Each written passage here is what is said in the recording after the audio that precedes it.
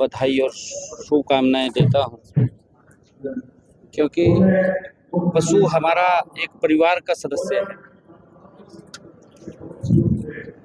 और किसान की आय में वो महत्वपूर्ण भूमिका अदा करता है।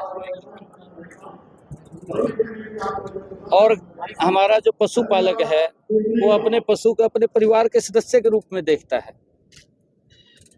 आज ये 41वीं राज्य स्तरीय पशु धन प्रदर्शनी का आज समापन अवसर पर, क्योंकि पिछले 3 दिनों से लोगों ने अलग अलग यहाँ पर चाहे जो पशु कैट हो या अन्य प्रदर्शनी हो उसके अंदर भाग लिया है, और जिन हमारे पशुपालकों ने इनाम जीते हैं मैं उनको भी बहुत बहुत बधाई और शुभकामनाएं देता हूं। इससे हमारा पशुधन तो बढ़ता है, परंतु आने वाली जो पीढ़ियां हैं उनके स्वस्थ पोषाहार के लिए भी वो उत्पादन करते हैं, और क्योंकि पशु से उनकी इनकम बढ़ती है, इनकम का स्रोत ये खड़ा होता है, और सरकार समय समय के ऊपर सहयोग करती है।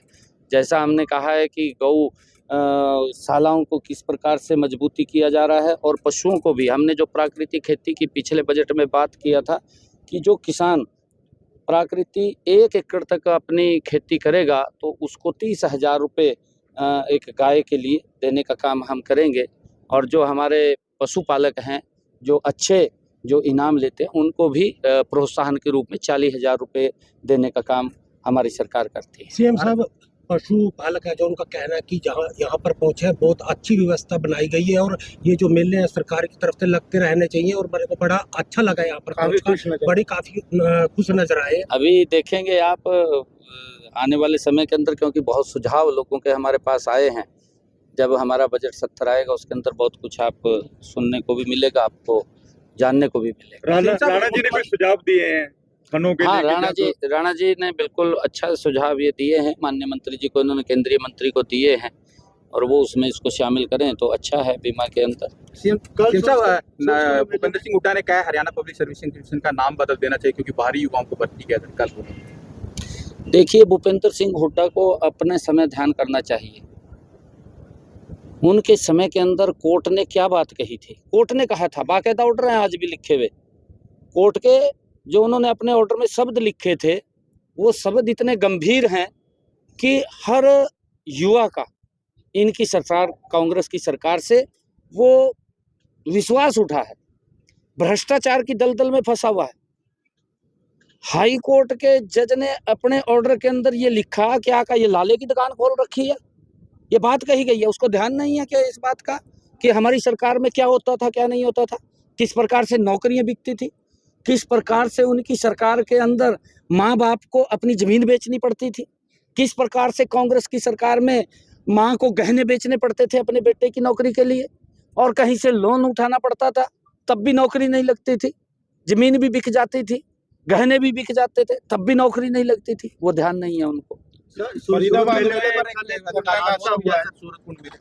हाँ, देखिए, कल एक बड़ा जो सूरजकुंड अंतर्राष्ट्रीय हस्तशिल्प मेला वहाँ चल रहा है, वहाँ पर एक दुर्घटना हुआ है, दुर्भाग्यपूर्ण है। मैंने स्वयं उसका तुरंत संज्ञान भी लिया है, और वहाँ हमारे अधिकारी, हमारे मंत्रीगण जो टूरिज्म मिनिस्टर वो भी वहाँ पर तुरंत हमने कल भेजे हैं, और वहाँ पर उस दुर्घटना में एक हमारे शहीद इंस्पेक्टर जगदीश प्रसाद जो पलवल के चांदहट थाना में पोस्टिंग थे, वो उसमें शहीद हुए हैं, क्योंकि लोगों की जान बचाते हुए वो जब वो टूटा तो एकदम वो अंदर जब गए तो वो उसकी चपेट में आए हैं और वो शहीद हुए हैं।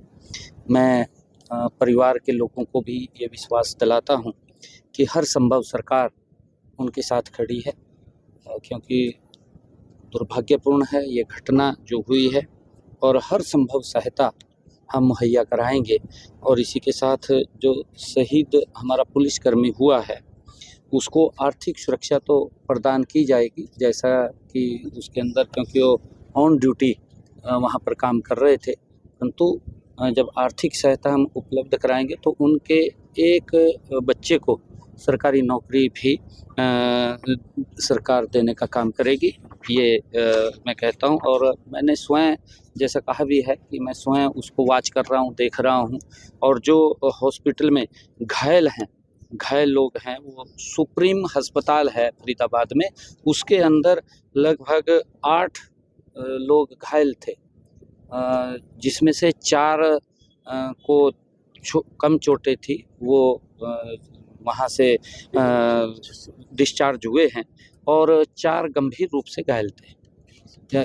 4 गंभीर रूप से घायल थे। उन सभी घायलों को भी हम, क्योंकि सरकार की तरफ से मैंने कल ही आदेश जारी कर दिए थे, भी उनका कोई पैसा नहीं लगेगा, सरकार अपने खर्चे से उनका इलाज कराएगी और उन घायलों को 1-1 लाख रुपया देने का काम भी, जो गंभीर रूप से घायल हुए हैं उनको 1-1 लाख रुपया देने का काम भी सरकार करेगी। कुछ जांच के आदेश दिए हों सर? हाँ, मैंने ये भी कहा है, वहाँ ड्यूटी लगाई है, जांच के आदेश दिए हैं कि इस सारे की रिपोर्ट बना करके वो देंगे कि क्या कारण हुए, किस कारण से वो हुआ है, क्योंकि उसकी हर रोज़ चेकिंग होती थी, उसकी रिपोर्ट भी बनती थी और रिपोर्ट बनती थी किस कारण से वो घटना हुई है, उसके बारे में भी मैंने जांच की बात कही है। साहब, कुछ किसानों की दिक्कत ये रही है कि हरियाणा ब्रीड की नस्लों को जो है वो कम प्रतियोगिता में इनाम मिले हैं, लेकिन मिक्स ब्रीड को ज़्यादा इनाम जो मिले। नहीं, देखिए, ये तो जो हमारे जजेज बैठते हैं वो सारा का सारा उसको देखते हैं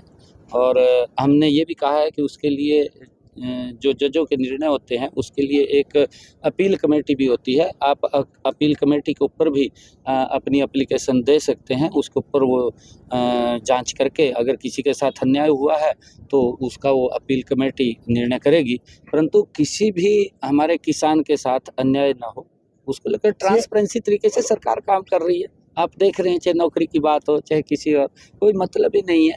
जिस भाई ने अच्छा काम किया है, अच्छी मेहनत की है, उसको सम्मान मिलना चाहिए, सरकार का दायित्व है और सरकार उसके लिए काम कर रही है। SYL को लेकर जो लगातार टीमें आ रही हैं, आने वाले समय में पंजाब में क्या कमल का फूल खिलेगा? बिल्कुल वहाँ सरकार बनने जा रही है भारतीय जनता पार्टी की, क्योंकि जो भी सरकारें रही हैं, कांग्रेस की सरकार रही है, सजाबाग तो बड़े बड़े दिखाए, परंतु सजाबाग दिखाने के बाद कराया कुछ नहीं, अपने लोगों का ही कर लिया। कि वो रवनीत बिट्टू ने वहाँ के जो चन्नी था, चन्नी के बारे में बताया, उसने कुछ उसके ऊपर टिप्पणी की थी, टिप्पणी का जवाब उसने दिया था, क्योंकि कांग्रेस का मतलब है लूट को सोट करना, कांग्रेस का मतलब लोगों को सुविधाएं देना नहीं है। और लोगों ने पंजाब के विश्वास किया था कि भाई कांग्रेस ने बड़ी लूट खसोट की है, भी ये आम आदमी वाले बड़े भोले बन के आए हैं, जिस तरह दिल्ली के अंदर एक मासूमियत का चेहरा उन्होंने लगाया था, अभी यहाँ भी शायद भला पंजाब का करेंगे। पंजाब के लोगों ने विश्वास किया, परंतु उन्होंने कांग्रेस से बड़ा विश्वासघात किया। पहले तो दिल्ली के लोगों के साथ विश्वासघात किया और फिर पंजाब के लोगों को, तो ये लोग बोल रहे हैं पंजाब के भी कब पंडा छूटे मारा आम आदमी थे। और इतना भ्रष्टाचार आज वहाँ पंजाब के अंदर दफ्तर में भी अगर कोई साइन कराने के लिए अपनी फाइल पे जाता है, वो भी बिना सेवा के नहीं मिलती, साइन नहीं होते हैं। इस प्रकार का तंत्र, लोग उससे किस प्रकार से गुंडागर्दी, लाइन ऑर्डर की व्यवस्था किस प्रकार से आपके सामने है, क्या स्थिति बनी है। लोग डरे हुए हैं पंजाब के अंदर, लोगों का पेंशन रुकी पड़ी है। नहीं, किसी की कोई पेंशन रुकी पड़ेगी। ठीक है, थैंक यू।